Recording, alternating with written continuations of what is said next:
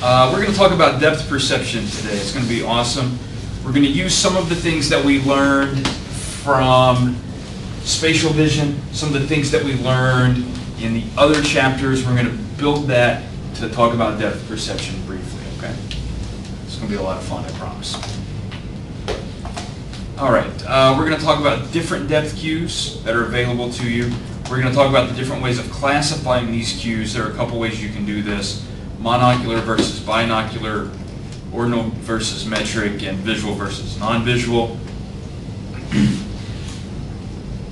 One of the more complicated things that we're going to talk about today is how the cue magnitude varies in this sort of interesting, lawful, and correlated manner with distance.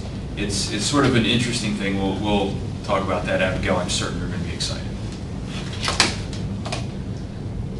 And we're going to talk about how we kind of combine these cues in this sort of flexible way, right? So depending on the situation, we can make use of this. So let's think about the multiplicity of these depth cues for a moment, okay? Now, Macy, you have a retina, or two, right? You got a couple of those. What's interesting about this is retinal images only have two dimensions, right? It's a flat surface. It's curved, but it's a flat surface, right? It's only two dimensions. You've got your X and you've got your Y. However, just in case you did not know this, the world is three-dimensional, right? I know that, I'll take a moment. It's going to blow your mind. It's three-dimensional. We're putting that as a two-dimensional sort of representation on our retina, right?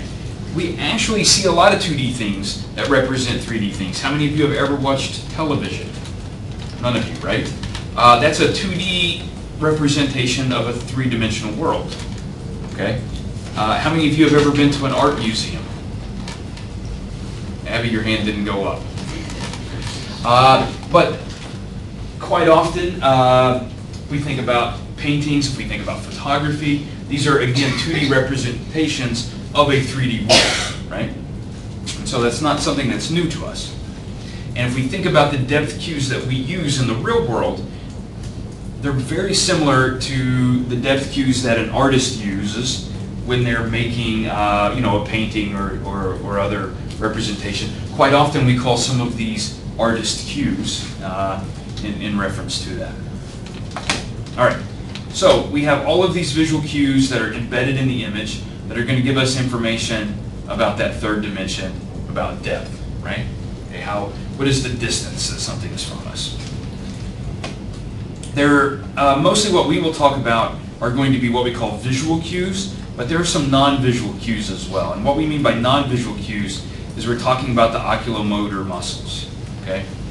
How many of you can move your eyes?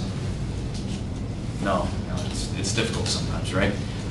Your eyes are going to move. In particular, there is a movement called vergence, and that's you can test vergence by putting your finger out in space and then looking at your finger as it comes closer to your face, right? And if you do that, you're not going to notice this, Zoe, but someone watching you will notice this, that your eyes actually move in and out, right? And the position of your eyes can tell you how far that object is from your face, right? Because if your eyes are closer to parallel, then that is going to be an object that's farther away. If your eyes are closer to, like pointing inward, then that means something's really close to you, right? So you can use that eye muscle information to give you some depth cue, all right?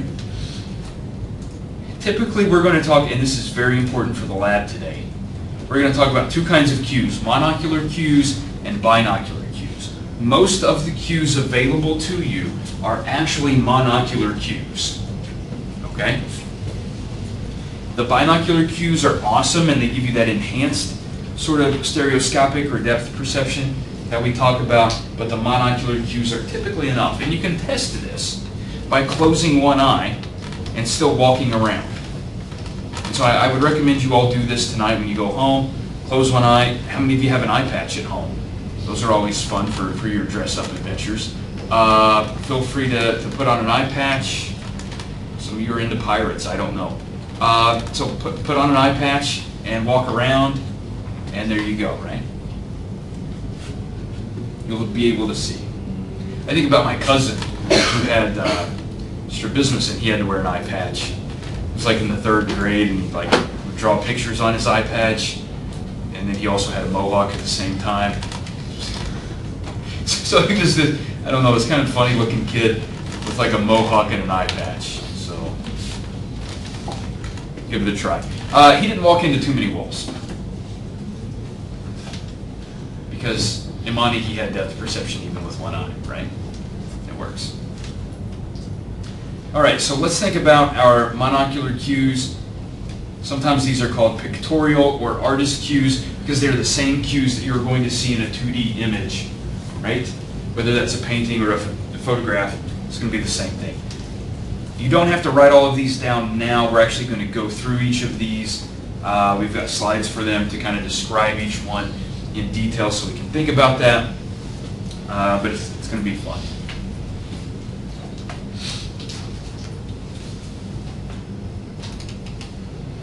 Okay. In terms of binocular cues, we already talked about vergence a bit and binocular disparity. How many of you have 2 eyes? Great, Monica, thank you. And just in case you did not know this, they're in 2 different locations, right? They're not stacked on top of each other. And because they're in 2 slightly different locations, you get 2 slightly different views of the world. And you can test this by closing one eye and then closing the other and alternating back and forth. And a great way to test this is to stick your finger out in space. And always be careful which finger you use and where you are, Oliver, right? But you can stick a finger out and then close your eye, and then you notice your finger kind of jumps back and forth, right? Okay. That's because you're getting 2 different views of that world, and that's that binocular disparity. Your brain is really awesome at taking those 2 disparate images and calculating that into the nice 3D image that you see as you move about. How many of you are familiar with a ViewMaster? That's like that old school red toy with the orange lever that has the disc that spins around and you get to see the picture of the dinosaur, but it's in 3D. You know what I'm talking about? Go ahead and admit it, Imani, it's okay. Nobody's going to make fun of you. It runs on the same idea, right? You're looking at 2 slightly different images of the same scene, and that's going to give you that sort of 3-dimensional representation.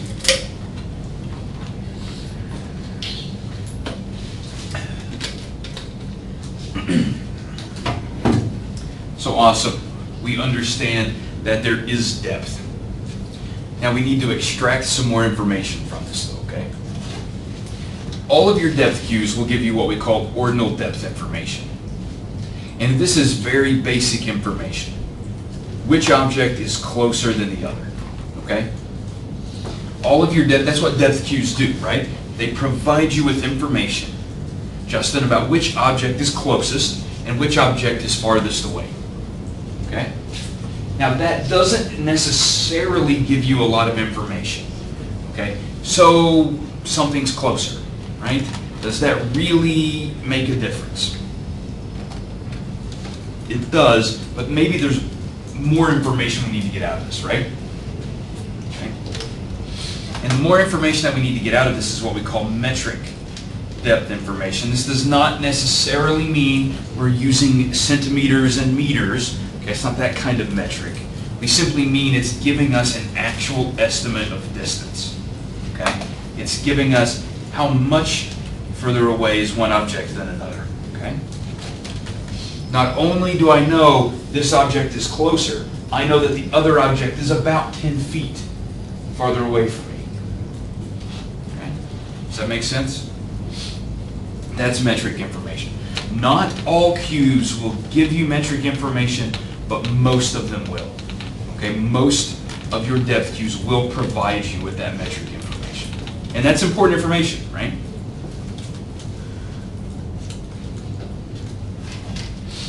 So, ordinal information is knowing that Usain Bolt came in first.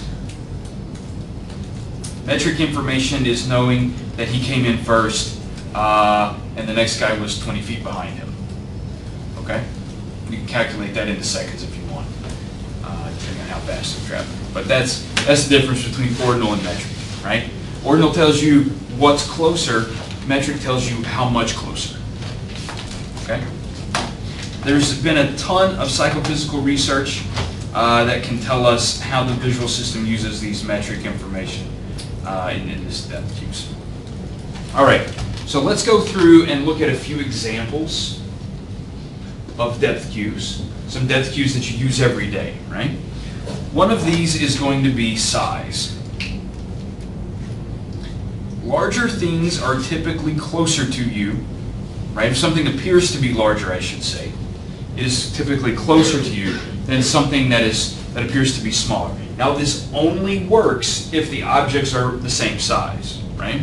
And so in this case, if you look at these images,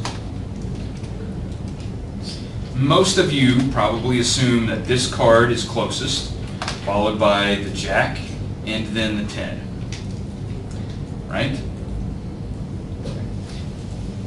You probably, I mean, if you look at it, you can think about it this way.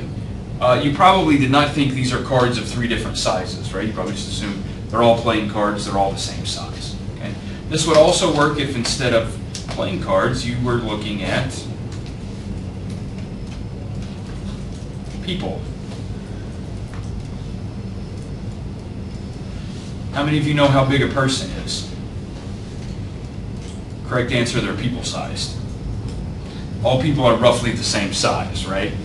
I mean, if you were to average it out, all people are going to be the same size. And if a person appears to be significantly larger to you, that means they're probably closer to you, right? It doesn't mean that the other person you're looking at is 3 inches tall, okay? It means they're 40 feet away from you, right? So I don't think you like try to reach out and grab, this little miniature person, right? That's not how that works. Okay, so that's an example of size and the size that it actually is on your retina. Okay, this is a cool one. This is a texture gradient. How many of you know about texture gradients? Okay, we're going to here in about 2 minutes, so hang in there for that. These are lily pads. You guys know about lily pads? They're in ponds that little frogs jump around on them. They're exciting, right? What's cool about this is this texture gradient. If you look at it, the way things shift, right? Things that are closer to you, what do we see about these lily pads? What shape is this, roughly? Great job, it's a circle. You guys all watched Sesame Street, I can tell. If we move farther back and we look at, let me pick a different color, that'll jump out better for you. And we pick, I don't know, did that help? Yeah, that's okay. And we pick another lily pad and we sort of follow it. And we go all the way back here and we look at this lily pad. What do we notice happens to the shapes as they get farther away from us? They sort of flatten, right? And they become more elliptical as they're farther away. The shape of the lily pad itself did not change. And if you were on a boat and you were to go all the way out to this lily pad here, you would notice that it is just as circular as this lily pad that is in front of you. Okay. Does that work? The other thing that you notice is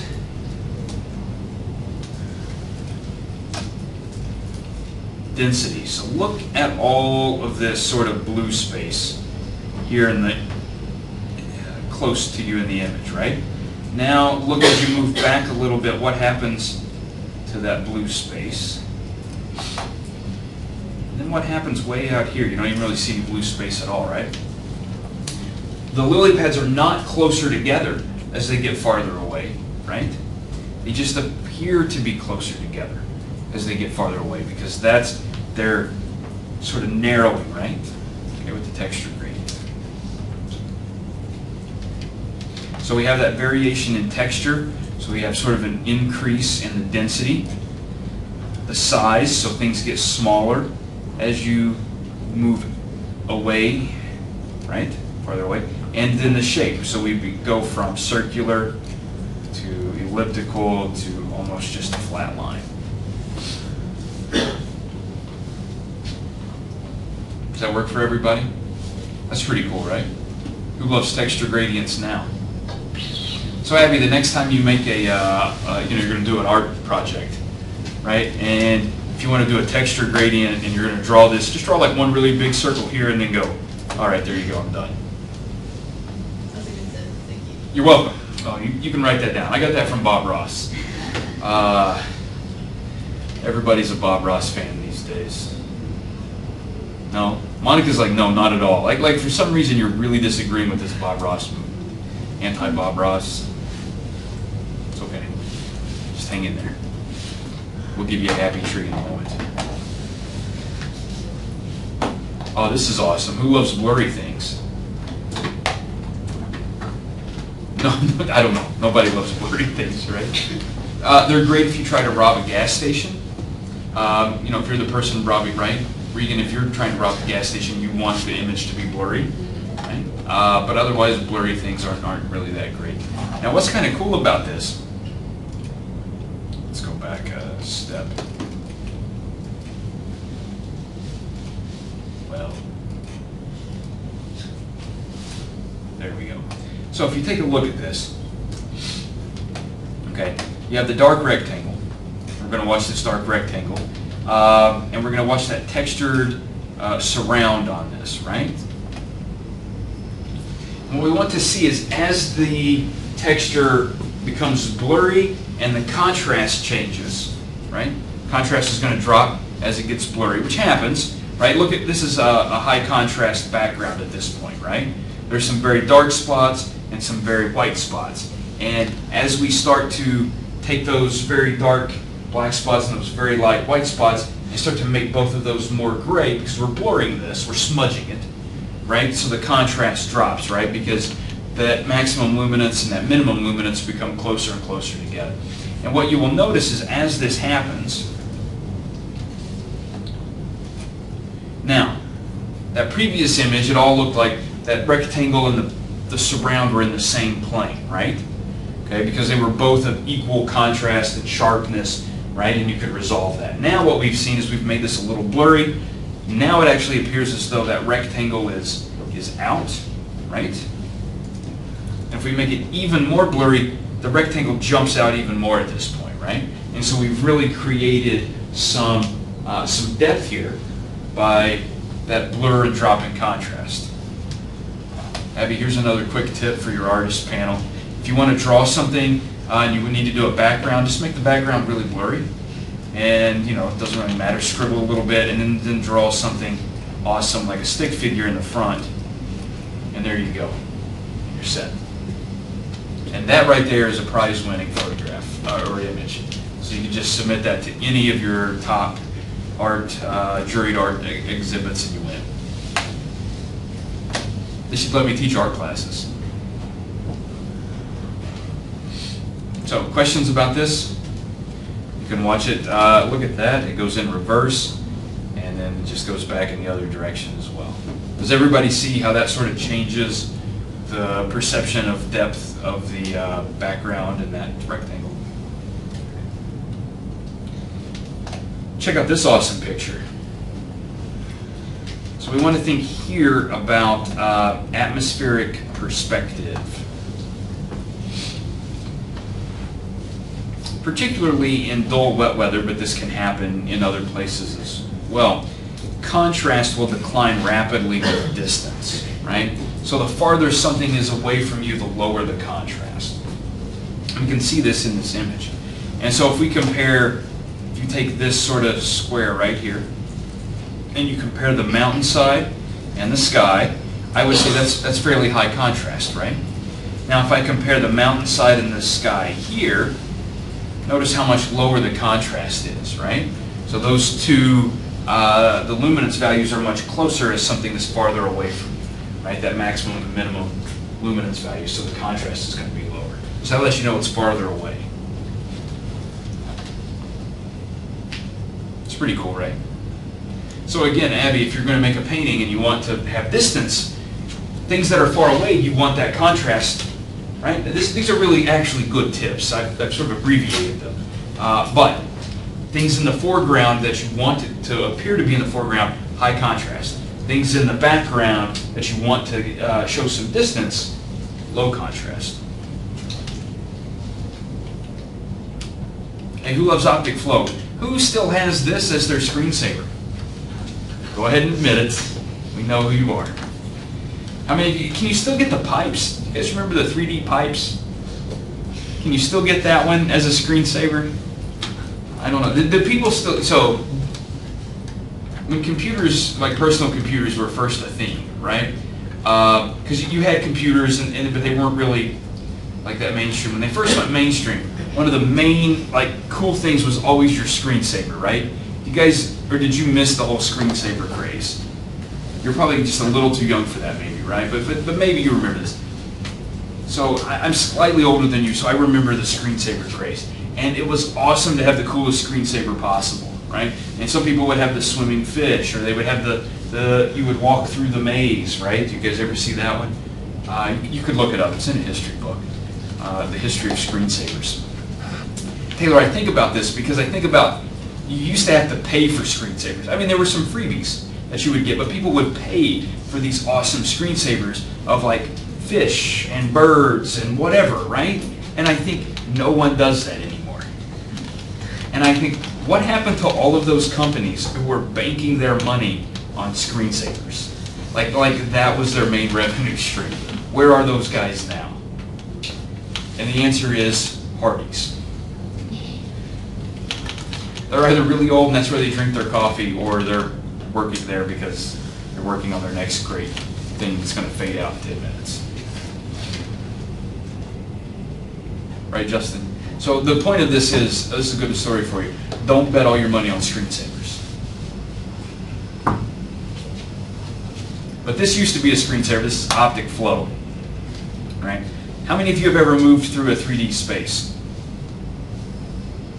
Yeah, it happened like when you came to class.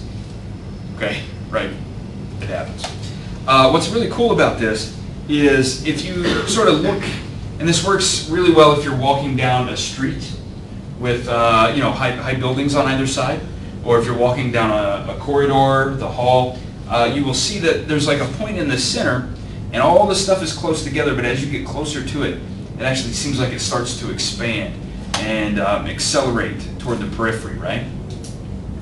And you can watch these dots. Like if you pick one of these dots and try to follow it, what you'll notice is it looks like it's moving sort of slowly here in the center, and then right about here it goes, and it just sort of zips off and disappears, right? It's not changing its velocity actually.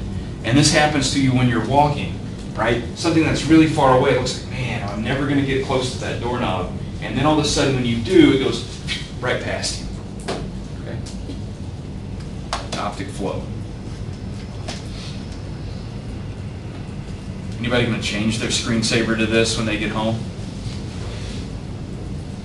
I wouldn't recommend it if you have cats, because they'll do this. I promise. I think the reason screensaver, I'm going to tell you why I think screensavers disappeared from the world. How many of you own a desktop computer? How many of you own a laptop? This is a true story. How many of you own a desktop? Does anybody have a desk? You have one? That's like one of you out of this whole class has a desktop computer.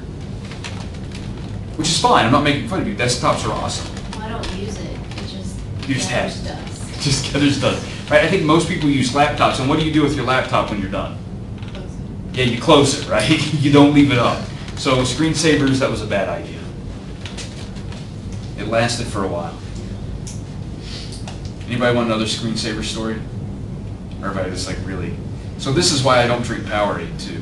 Aside from the fact it's like super high salt content, and then the sugar, you should just drink water, it's probably better for you. The second thing is, when I was in high school, Abigail, I got a bottle of Powerade, and I opened the lid. And on the bottom of the lid, inside it printed, it said, "You have won first prize."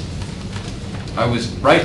Because before the you have to go on the internet and put in a code thing, like beverage companies would actually just give you stuff for opening a lid, right? You didn't have to open the lid and then go to the internet and put in codes, okay?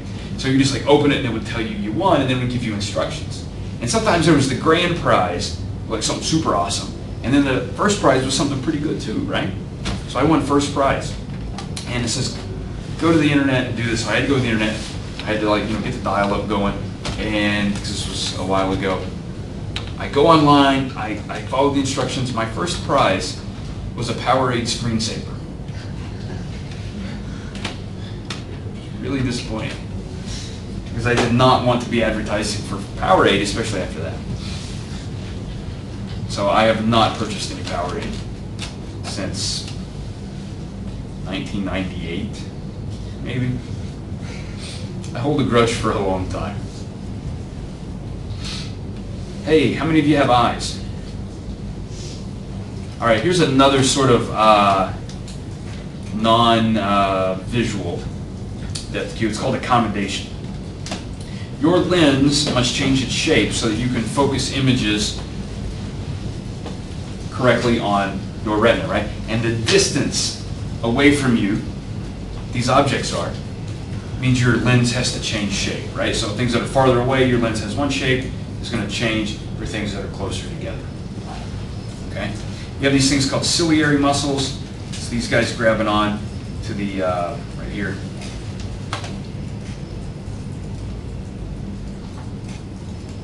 Grabbing onto the lens, okay? They'll allow you to change the shape of that lens, not a big deal. If you are looking at a distant object, okay, it's here on the left, distant object. Your muscles are going to be relaxed, and that makes your lens relatively thin. It's still kind of thick, but it's going to be thinner. When you look at something close, you're going to have to contract it, right? And you're going to have to flex those muscles so that you make the lens thicker. Okay. So again, you can take that object that's closer and focus the light coming from that on your retina.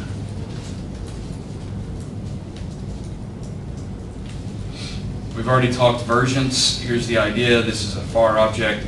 These are more parallel. Closer objects are closer to perpendicular. Okay? You've got eye muscles that make this happen. Not a big deal. Here's binocular disparity.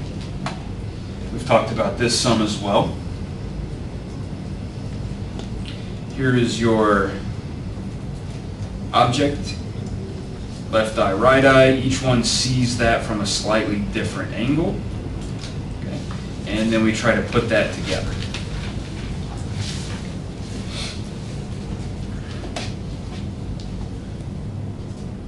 Not a big deal. Not a whole lot else you need to take from this. We've already said your eyes are in two slightly different places, so you get slightly different views of the world. Okay. This is an extremely powerful depth cue. I've always wondered about this. If people with eyes that are farther apart have better depth perception than people with eyes that are closer together. You ever think about things like that? Because if your eyes are farther apart, you get two more drastically, the images are more different than when your eyes, because the closer your eyes are together, the closer the two images are that you get from each retina, right? So if they're farther apart, you're getting, I don't know, right? Maybe there's like an optimal distance. Maybe with really far apart eyes are horrible, really close are horrible, but right there in the middle it's better. We can test this. Nobody wants to, right? Nobody wants to measure like interpupillary distances and how well you perform in a depth perception task. You should, because it's actually pretty interesting. You could do this with think about this, you could do this with like high school athletes, right? And so you could measure, so you think about depth perception, maybe high school baseball or softball players, right? And how their batting average maybe correlates to interpupillary distance. That'd be kind of an interesting, right? And then we could all get hired as advanced scouts for Major League Baseball, and we just go around measuring like high school and college players' eyes to see how far apart they are. We can say which one's the better pick for the draft. Nobody thinks that's a good idea? Or you think it's a good idea and you're going to steal it from me? That's what I think is going to happen, Taylor. I'm keeping my eye on you.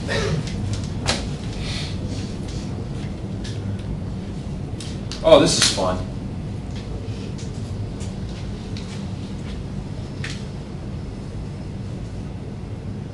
Yeah, this is really fun, actually. These are called random dot stereograms. Okay. there are actually viewers you can get to use this, but you can do it just by crossing your eyes. It might not work for those of you in the middle of the classroom, but if you move to one of the far sides, it'll work. If you get kind of right in front of it, cross your eyes until the black squares converge in the middle. And what you'll notice is you get sort of a 3D image. Did that work for anybody? How many of you received a headache from this? Yeah, try it again. Because like 2 headaches, it's like a double negative, it makes a positive. So like 2 headaches will make it go away.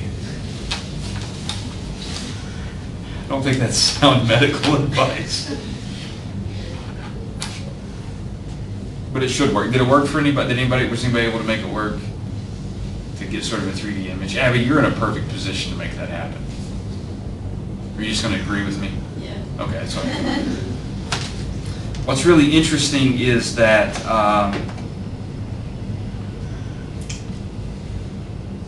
they're actually slightly shifted, right? So they're not identical. They're just shifted over sort of a pixel or 2, right? And they're shifted enough so that the disparity is sufficient to support the impression of depth, right? So the slight difference in these 2 images, these black images, and if you look at them, you can see sort of like right here, and right, which would be sort of like right. See how it's shifted over a bit relative to the background. That's enough, because there's no other depth information embedded in this image, right? It's just that retinal disparity that you get. So retinal disparity in and of itself is enough to drive depth perception. How many of you are familiar with the magic eye? You ever see those? Those of you that have been to a laser light show, I know you own a magic eye poster, because those things go hand, right? Yeah, they go hand in hand. You put it right behind the beaded curtains, I promise. So, the magic eye, you guys don't know magic eye posters? You probably do, you just don't know what they're called. Do you want to describe to them? You seem to actually know. Oh, I'm not 100. Is it where like you walk by and it looks like the eyes follow you? No. Is that what that is? Okay. You're completely wrong. Oh. But that's okay. Thank you. You're welcome. These are magic eye posters. I have one of those. Who you? I knew it. I knew somebody did. And so basically, you can kind of look at these and sort of like focus behind the image, right? And then something will jump out at you in 3D. I'm not saying this will work on a computer screen. What's the image that's if you can share that image? It was dinosaurs. Okay. That's It was my dad's poster, not mine. That's pretty cool, actually. Magic Eye dinosaurs. So there you go. But these are, have you all seen these sort of posters before? Where have you guys been? Nowhere? I'm really disappointed in all of you. Except Macy, who actually owns one. But the basic idea is you can kind of look at them and, I don't know, it's supposed to be something that's kind of,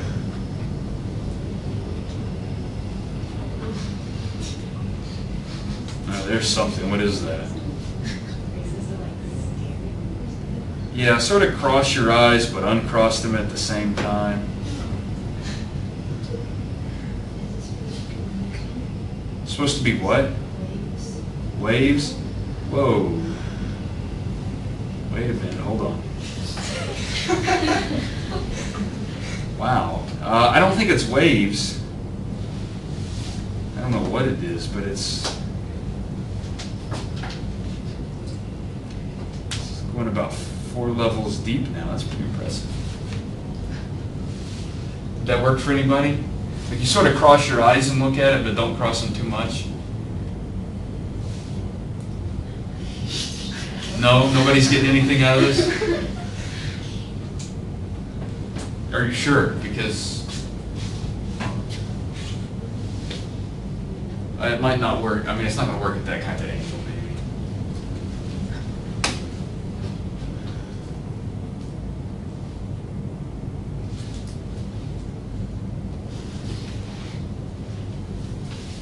So So seriously, dinosaurs? What kind of dinosaurs? I don't remember. I was really little. I just remember there were multiple.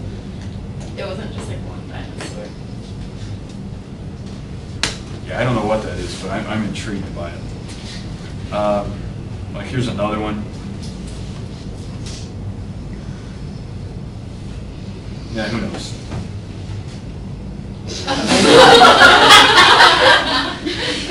That's an interesting one. I don't know where these come from. That's not exactly how it's supposed to work. They're supposed to be like, I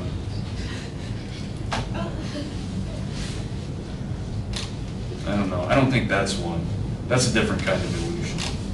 That person doesn't know what they're talking about, so they should get that fixed.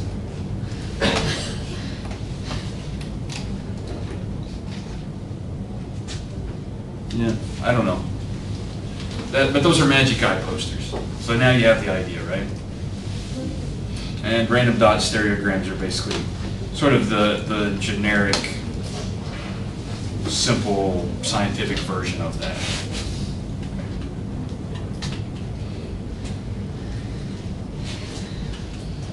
I'm not going to ask you too much about this, so don't get too worked up about that correspondence problem.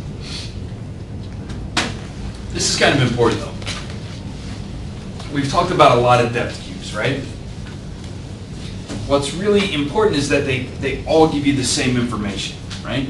If the texture gradient was giving you different information than your atmospheric perspective, which may be different than the size, you're going to get confused, right? So we really want all of these things to work together. They do work together. So perspective, compression, and density, here we're talking about, for gradients, they all seem to work together. Okay, it's kind of cool. What's really interesting about this is they really work on any level, but they work differently at different heights, right?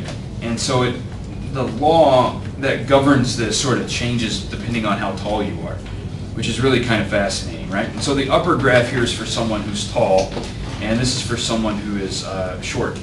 And you can test this, and we're all going to do this, so I hope you're ready to like lie down on the floor out in the hall and roll around, because they're really clean floors. No, we're going to think about doing it. We're not going to do it, we're going to think about doing it. So imagine you are a tall person, and you go out, and if you have trouble with that, just imagine it's you standing up, okay? And you're going to go out into the hall, and you look down the hall, and you're going to see all of the tiles, right? That's a texture gradient, okay? And we can see the tiles close to you are going to be squares, and as you get farther out, they're going to kind of flatten and flatten and flatten into rectangles, and then eventually they're just going to become lines. So we can imagine it. They're going to get smaller, right? There we go. And that's kind of what we're seeing here. Okay, we see that nice sort of steady movement, right? Now, if you were to lie down and put your head down on the floor, what you would see is a very, very rapid drop-off. Okay, very quickly you would go from squares to almost lines, right? And you can imagine doing that, as you're looking out across the corridor, right? So what's really kind of cool about this is your depth perception depends on your height, at least for texture gradients. Okay. Always makes me wonder why golfers squat down to read the green. Makes me think they should stand up on their caddy's shoulders, right? So they can get a better perspective. I don't know. I'm going to pioneer that. I think that's what's been holding Tiger Woods back lately. He's not tall enough to read the green. If he would start doing that, I think it would happen. Actually, I don't think he would do that. You want me to tell you who would? Phil Mickelson. I think that guy would stand on his caddy's shoulders. Does that guy, do you follow golf very much, Oliver? Yeah, Phil's he's a weird one sometimes, right? I mean, he's just that kind of guy, I think. So there you go. I think he would be willing to give it a try. There aren't too many of us who swing from the south side of the tee box, so I've sort of got to support Phil Mickelson when I can.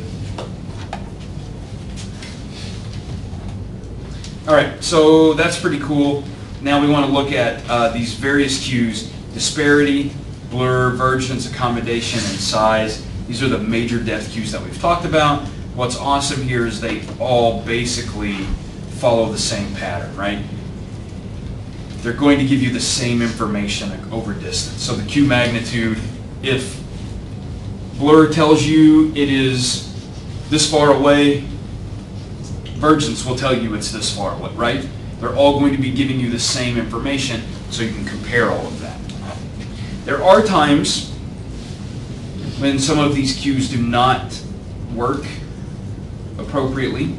Okay? One of those particular cues might be skewed a little bit for some environmental reason, right? And in those cases, you've got those other cues to rely on, and you can kind of work and average those guys together, okay? So we're going to do that cue combination, all right? In particular, illumination, ambient illumination can really cause a lot of problems, particularly with pupil diameter, right? So if you are looking at something late at night, the light levels are low, okay? You're going to be more likely to induce blur, so things may appear to be farther away.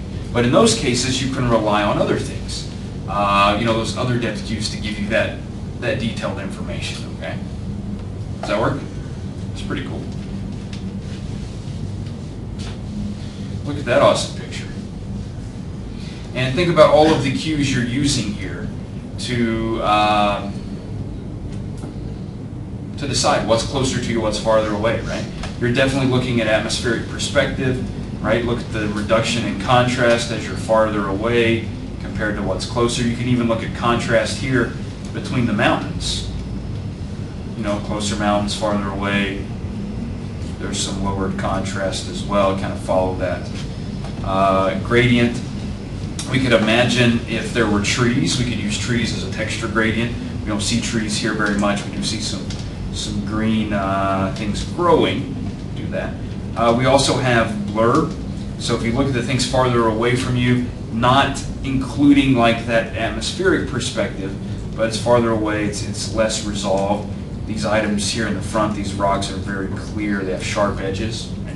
So you can tell those are closer. You can also look at what we call occlusion. You know this particular mountain is closer than this mountain because this guy blocks part of the other one, right? Does that make sense?